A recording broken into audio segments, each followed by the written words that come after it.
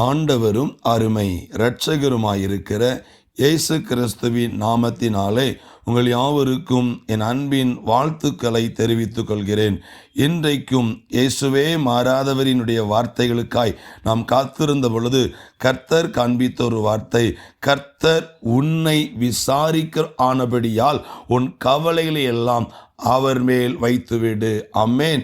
இன்றைக்கும் கவலையோடும் பாரத்தோடும் வேதனை வருத்தத்தோடு வாழ்ந்து கொண்டிருக்கிற தேவ பிள்ளையே, நான் சமாதானத்தை தேடுகிறேன், நிம்மதியை தேடுகிறேன் என்று சொல்லி அலைந்து கொண்டிருக்கிறவர்களே, உங்களுக்கு ஒரு நல்ல செய்தி சொல்லுகிறேன்.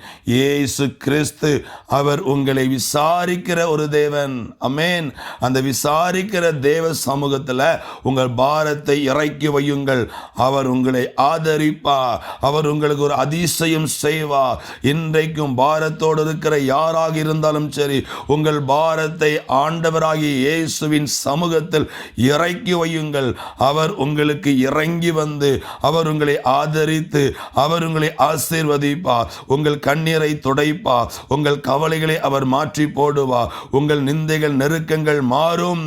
நல்ல தகப்பனாகிய இயேசுவே உமது சமூகத்தை நோக்கி பார்த்து கொண்டிருக்கிற இந்த சகோதரனுக்கு, இந்த சகோதரிக்கு இன்றைக்கு ஒரு அற்புதம் நடக்கட்டும் ஆண்டவரே.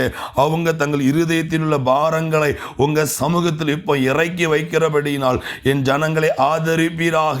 இந்த வார்த்தையை கேட்டுமே நம்பி தங்கள் பாரத்தை உடைய சமூகத்தில் இப்போ இறக்கி வைத்திருக்கிற பிள்ளைகளுக்கு கர்த்தர் இறங்கி அற்புதங்களை செய்து ஆசீர்வதிங்க. நன்மைகள் உண்டாகட்டும், கிருபைகள் பெருகட்டும், இவருடைய கண்ணீர் துடைக்கப்படட்டும், இவருடைய வேதனை மாறட்டும், வியாதி விலகட்டும், அற்புதம் நடக்கட்டும். கடன் பாரங்களில் இருந்து விடுதலை தந்து ஆசீர்வதிங்க. எல்லா நெருக்கத்தில் விடுவித்து காத்துக்கொள்ள வேண்டும் என்று இயேசுவின் நாமத்தில் ஜெபிக்கிறோம். ஆமென்.